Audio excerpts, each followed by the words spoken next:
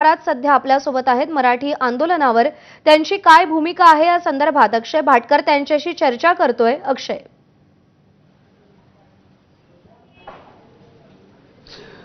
प्रज्ञा, आपल्यासोबत निलेशचंद्र महाराज आहेत, जे जैन मुनी आहेत, राष्ट्रसंत मानतात त्यांना। सर, आज कबूतरखाना इथे आंदोलन झालेलं आहे, मराठी एकीकरण समितीने आंदोलन केलेलं आहे। त्या दिवशीचं आपलं जे वक्तव्य होतं किंवा जैन समाजाचे जे आंदोलन होतं त्याच्यानंतर आज मराठी बांधवांचं आंदोलन त्या ठिकाणी झालेलं आहे, पण पोलिसांनी त्यांना आंदोलन करू दिलं नाहीये, जे निवेदन आहे ते देखील देऊ दिलं नाहीये।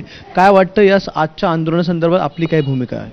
बघा, 3 तारखेला आम्ही आंदोलन केलं होतं आणि पोलीस प्रशासनाला माहीत आहे की निलेशचंद्र महाराजांचे आंदोलन कसे असतात, जैन समाजाचे आंदोलन कसे असतात।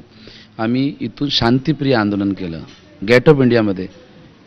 महाराष्ट्रात पहिल्यांदा व्यक्ती तिथं शांतीपूर्वक रॅली, आजपर्यंत कोणी गेल्याने भारत आल्यानंतर आम्ही तिथं रॅली काढली। तिथं रॅली काढल्यानंतर शांतीपूर्वक रॅली काढली आणि आम्ही न्यायालयाला सांगितलं इथे जोपर्यंत आमची इच्छा पूर्ण नाही झालं तर आम्ही 11 तारखेला अनशन करूया, बरोबर। आम्ही ते अनशनचं केलं आणि राज्य सरकारनं आमची विनंती सुनली आणि माननीय देवेंद्र देवाभाऊ आमचे माननीय महाराष्ट्र मुख्यमंत्री आहेत, त्यांनी ते द्वार खोलून टाकले का सभारी तुम्ही दाना टाकू शकता, तुम्ही टाका तुम्ही।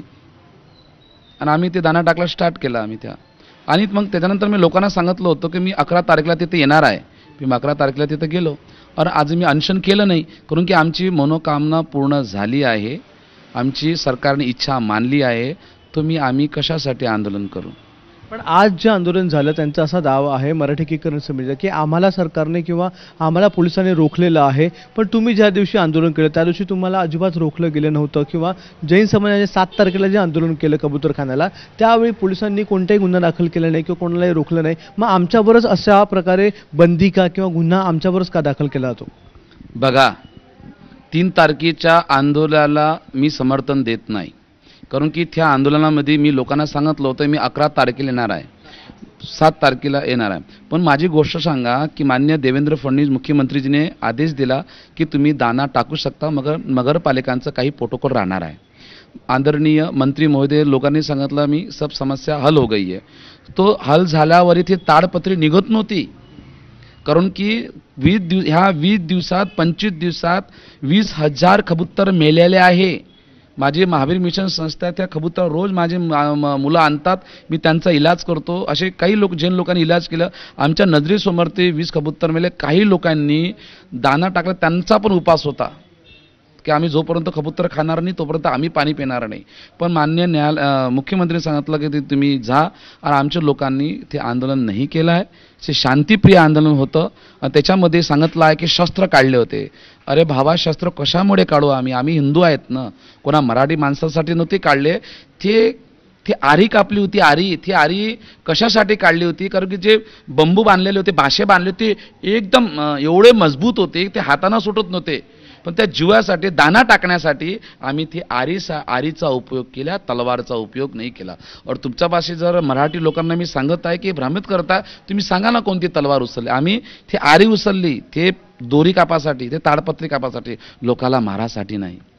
याच्या पुढचं आपलं पाऊल काय असेल? कारण की आज देखील त्या संदर्भामध्ये सुनावणी आहे उच्च न्यायालयामध्ये, आज देखील सरकार काय निर्णय, आपलं काय मत मांडतं हे बघणं महत्त्वाचं आहे। एकीकरण समिती दुसरीकडे आंदोलन करते, कबुतरांना अजूनही विरोध आहे, आपलं काय मत आहे? बघा, पर्यंत हे एकीकरण गोवर्धन देशमुखचे काही दिवसापासून कमेंट येत आहे, मराठी माणूस जैन मुनी असं म्हणत आहे, पण गोष्ट आहे का, हा राजस्थानी जो समाज आहे, मारवाडी समाज आहे, हा विवाद काही दिवसापासून पेटलेला आहे आणि काही लोक आहे आपल्या स्वार्थासाठी हे आंदोलन करतात। किती लोक आले हो बघा ना तुम्ही, किती आले असेल, 200-300 आले, त्याच्यावर तर कोणी आले का?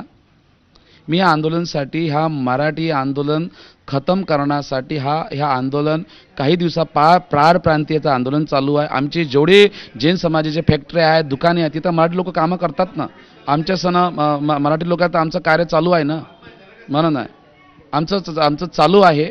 पण मी ह्या मराठी समाजासाठी मराठी आंदोलन खतम करण्यासाठी मी मान्य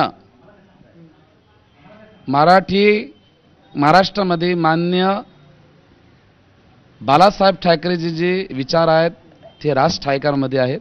मी मान्य राजसाहेबांनी विनंती करतो, प्रार्थना करतो, मी त्यांच्यासाठी भेटायची माझी इच्छा आहे.